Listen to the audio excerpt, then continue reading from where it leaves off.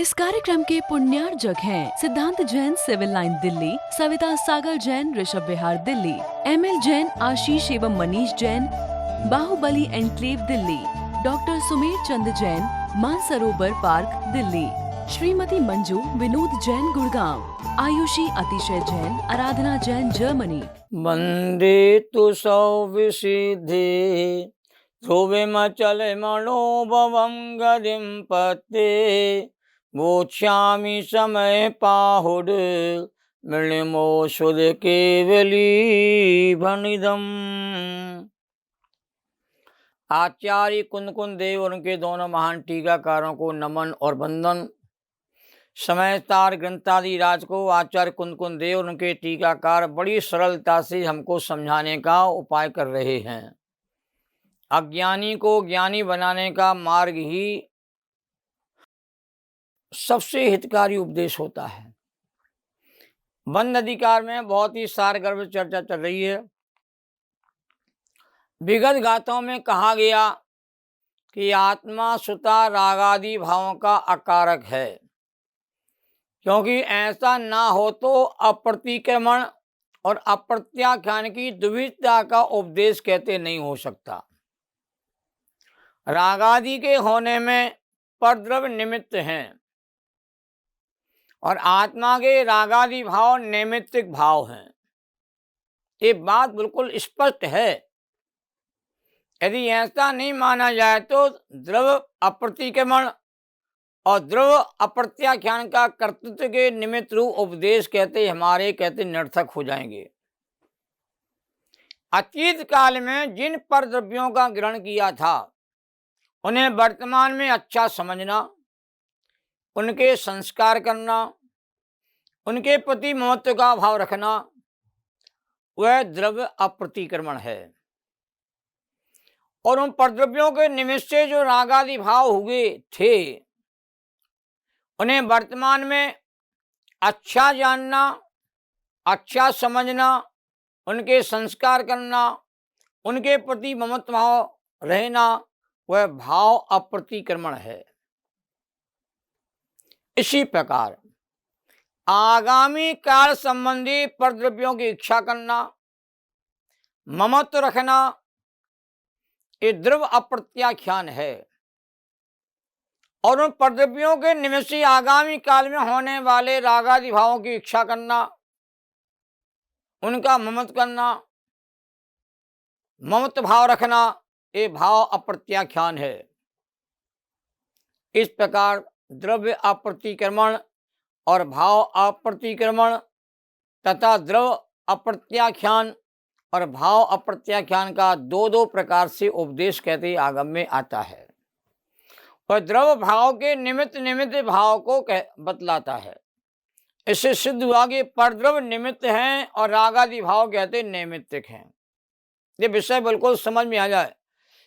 पर पदार्थों के माध्यम से आत्मा में राग आदि विकारी भाव होते हैं, तो राग आदि विकारी भाव को नैमित्तिक भाव कहा जाता है और परद्रव्य के निमित्त से हुए इसलिए परद्रव्य को निमित्त कहा जाता है। इस प्रकार आत्मा रागादि भावों का स्वयं कहते अकर्ता ही है, ऐसा ही सिद्ध होता है। यह चर्चा हमारी विगत गाथाओं में हुई है। अब बंध अधिकार की अंतिम दो गाथाओं में 286, 287 में द्रव्य और भाव की निमित्तिकता का उदाहरण दिया जा रहा है। इसके बंध अधिकार पूरा हो जाएगा। गाथा 286 है। आधा कम्मा दिया पोगल दवस्त जे में दोषा कहते को बदलानी पर द्रव्य गुणा दुजे नित्यम। अनुवाद देखिए 286 गाथा का। अधा कर्म के आदि जो पुजगल द्रव्य के दोष हैं, पर द्रव्य के गुण रूप उनको ज्ञानी जन कैसे करें। बड़ा सुंदर अनुवाद है। देखिए, आहार संबंधी दोष होते हैं, अधा कर्म और औदेशिक आहार। ये आहार संबंधी दोषों की बात आगम में आती है। तो अधा कर्मादि जो पुद्गल द्रव्य के दोष हैं उनको ज्ञानी आत्मा करता नहीं है। और उन्हें ज्ञानी आत्मा कैसे करें? क्योंकि वे तो सदा परद्रव्य के गुण कहे गए, आधा कर्म आदि, ये आत्मा के गुण तो है नहीं है। और ज्ञानी तो अपने आत्मा गुणों को करने में सक्षम है, पर दिव्य के गुणों को करने में ज्ञानी सक्षम नहीं होता है। अब गाथा 287 आती है। आधाकम मम उद्देश्यम चे पोगलमयम इमं दब्बम कहतम मम होदिकयम जमने चिमचेदणाबुत्तम। ये 287 गाथा है। अनुवाद देखिए।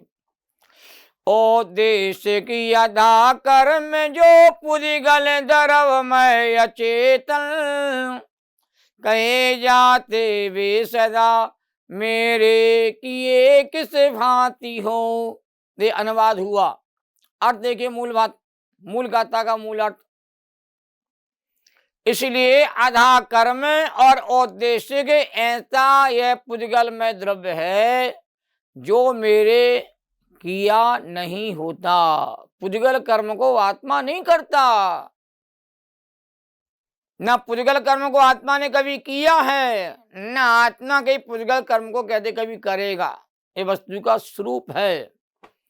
तो वह मेरा किया कैसे हो, जो सदा अचेतन कहा गया। अचेतन कहते हैं अचेतन का कर्ता चेतन कैसे हो? चेतन करता चेतन नहीं होता।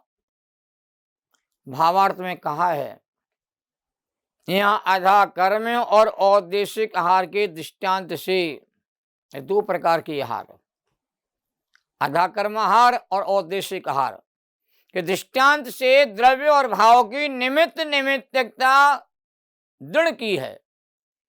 जिस पाप कर्म से आहार उत्पन्न हो उसे आधा कर्म कहते हैं, तथा उस आहार को भी आधा कर्म कहते हैं। जो आहार ग्रहण करने वाले के निमित्त से ही बना गया हो उसे औदेशिक आहार कहते हैं। ऐसे आहार का जिसने प्रत्याख्यान नहीं किया, उसने उसके निमित्त से होने वाले भाव का प्रत्याख्यान भी नहीं किया, और जिसने तत्व ज्ञान पूर्वक उस आहार का प्रत्याख्यान किया, उसने उसके निमित्त से होने वाले भाव का भी प्रत्याख्यान किया। इस प्रकार समस्त द्रव्य और भाव को निमित्त नैमित्तिक भाव कहते जानना चाहिए। जो पुद्गल द्रव्य को ग्रहण करता है उसे रागादि भाव भी कहते होते हैं। भाई पर के आश्रय से तो विकार भाव ही होता है ना, वह उनका कर्ता भी होता है। कर्ता होता है तो उसके हिसाब से कर्म बंधन की प्रक्रिया भी होती है। जब आत्मा ज्ञानी होता है तो उसे कुछ ग्रहण करने का राग नहीं होता, पर को ग्रहण करने का राग ज्ञानी को नहीं होता है। पर में होने वाले परमण का ज्ञानी ज्ञाता दृष्टा रहता है, उसका कर्ता भोक्ता नहीं होता। इसलिए रागादि रूप परिणमन भी ज्ञानी नहीं करता, और रागादि रूप परिणमन नहीं हुआ तो आगामी बंध भी नहीं होता। जो अपना हित चाहते हैं वे अनादिकालीन रागादि की संतति को तत्व ज्ञान के बल से समूल रूप में नष्ट कर दें। जब तक रागादि की संतति को समूल रूप में नष्ट नहीं किया जाएगा तब तक कहते हैं ये जीव कहते मुक्ति को प्राप्त नहीं होता है। इस अधिकार के अंतिम 179 कलश में ज्ञान की महिमा गाई गई है। ये अमरचंद स्वामी का बहुत बड़ा कमाल है कि प्रत्येक अधिकार के प्रारंभ में ज्ञान की महिमा को गाने वाला मंगलाचरण करते हैं, और अधिकार की समाप्ति पर ज्ञान की महिमा को गाने वाले कलश की रचना भी करते हैं। तो प्रारंभ में और बाद में ज्ञान का ही यशोगान किया जाता है। ज्ञान के गीत गाए जाते हैं कि जो भी उपलब्धि हमें होती जीवन में वो ज्ञान के बल पर होती, तत्व ज्ञान के बल पर होती, भेद विज्ञान के बल से होती है। जब ज्ञान ज्योति प्रकट होती है तब रागादि भाव कर्म बंधन नहीं होता, और जब तक ज्ञान ज्योति प्रकट नहीं होती है तब रागादि भाव भी होते हैं और कर्म का बंधन भी होता है। इस तरह बंद रंग भूमि से कहते हैं बाहर निकल गया। रंग भूमि में बंद के स्वांग ने कहते प्रवेश किया था, क्योंकि प्रत्येक अध्याय के प्रारंभ में आचार्य देव कहते हैं, टीकाकार आचार्य रामचंद्र स्वामी, कि बंद ने प्रवेश किया। अधिकार की समाप्ति के बाद कहते हैं बंद कहते हैं स्वांग धारण करने के बाद कहते निकल गए अपना काम करके। जीव अनादिकाल से स्वांग ही धारण कर रहा है और स्वांग में ही कहते हैं जीवन जी रहा है। असली ओरिजिनल रूप को कहते हैं जीव ने कहते आज तक पहचाना नहीं है कि मेरा असली जो रूप है वो क्या है, ये तो जीव पहचान नहीं पाया। जो जो भेष धारण करता है या ज्ञानी जीव कहते हैं वैसा अपने को अनुभव कर लेता है। बहुरूपिया का भेष बनाकर कहते हैं, वो बहुरूपिया कहते कभी राजा का भेष बना के आता, कभी पुलिस का बना, इंस्पेक्टर का भेष बना करके आता है और के नगर में घूमता है। जो उसके ओरिजिनल स्वभाव को नहीं जानते हैं, उसके रंग रूप को देखे, स्वांग के रूप को देखे लोग डरते भयभीत भी होते हैं। और बहुरूपिया के असली रूप को जानते हैं तो कोई डरता नहीं भयभीत नहीं होता कि ये तो स्वांग है भैया, ये तो नाटक हो रहा है, असली रूप तो ऐसा है नहीं इसका। ऐसे ही आत्मा का जो असली रूप है, ओरिजिनल रूप है, शाश्वत रूप है, त्रैकालिक रूप है, अनादि अनंत रूप है, उस रूप को जब तक चेतन आत्मा नहीं जानेगा तब तक यह चेतन आत्मा पर की संगति में, पर के संग से नाना प्रकार के स्वांग धारण करेगा। कभी मनुष्य बन के आएगा, कभी देव बन के आएगा, कभी नारकी बन के आएगा, कभी कहते त्रिंज के रूप को धारण करेगा, कभी किसी गति में, कभी किसी गति में, कभी किसी गति में, चारों गतियों के चक्कर लगाता रहता और अपने जो ओरिजिनल स्वरूप है उस स्वरूप को भूला रहेगा। इतने शरीर जीव ने धारण करे हैं जिनकी कहते संख्या नहीं है। इतनी माताओं को जीव ने रुलाया है, उनके आंसू को इकट्ठे किया है, समुद्र का पानी भी कहते कम पड़ जाए। इतनी बार अज्ञानता में जीव ने कहते मुनि धर्म को धारण किया है कि पीछे कमंडल का ढेर लगा, सुमेर पर्वत ही छोटा पड़ जाए। ये भेष में ही, स्वांग में ही इतना संतुष्ट रहा है कि अपने ओरिजिनल ज्ञाता दृष्टा रूप को कहते जीव कहते प्राप्त नहीं कर पाया, समझ नहीं पाया, न उसकी अनुभूति कर पाया। और जब कहते ज्ञान की ज्योति प्रकट हो जाती है, आत्मज्ञान प्रकट हो जाता है, क्योंकि आत्मज्ञान को ही ज्ञान कहा है, आत्मज्ञान ही ज्ञान है, शेष सभी अज्ञान। और विश्व शांति का मूल है वीतराग विज्ञान। जो ज्ञान वीतरागता के साथ होता है वही ज्ञान ही कहते कल्याणकारी होता है। जो ज्ञान राग देश के साथ होता है और ज्ञान जीव के लिए कभी कल्याणकारी नहीं होता है। तो वीतरागता के साथ होने वाला ज्ञान ही कहते असली ज्ञान है। और ऐसा आत्मज्ञान जिनको कहते प्रकट हो गया है वह बंधन को प्राप्त नहीं होते, वो अबंध पने को प्राप्त हो जाते हैं, निर्बंध अवस्था को प्राप्त हो जाते हैं। तो वह ज्ञान की ज्योति जो हमारे भीतर कहते हैं छिपी हुई है, उस ज्ञान की ज्योति को हमें अंदर से कहते हैं प्रकट करना है। आगम के अभ्यास से, युक्तियों के अवलंबन से, पर अपर गुरुओं के कहते उपदेश के माध्यम से और स्वानुभव के बल पर, स्वानुभूति के बल पर और ज्ञान की ज्योति कहते हैं अंदर में जागृत प्रकट हो जाती है। ज्ञान स्फुरायमान हो जाता है, ज्ञान प्रकाशित हो जाता है। पर ज्ञान ज्ञान ही कहते हैं अंदर में दिखाई देता है और ज्ञान पाने की अनुभूति ही होती है। और ज्ञान कहते हैं सबको भेदता हुआ, सबको तोड़ता हुआ, सबको हटाता हुआ। वह ज्ञान कहते हैं केवल ज्ञान के रूप में परिणत हो जाता है। अल्प ज्ञान से ही केवल ज्ञान की प्रक्रिया प्रारंभ हो जाती है। कम ज्ञान से जीव कहते हैं ज्ञानी बन जाता है।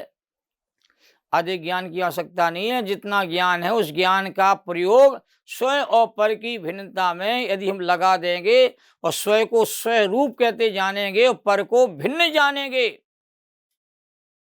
और पर में अपनेपन के भाव को छोड़ेंगे और अपने ज्ञान स्वभाव में अपनेपन के भाव को यदि हम जागृत करेंगे तो ज्ञान ज्योति हमारे भीतर कहते हैं प्रकट होना प्रारंभ हो जाएगी।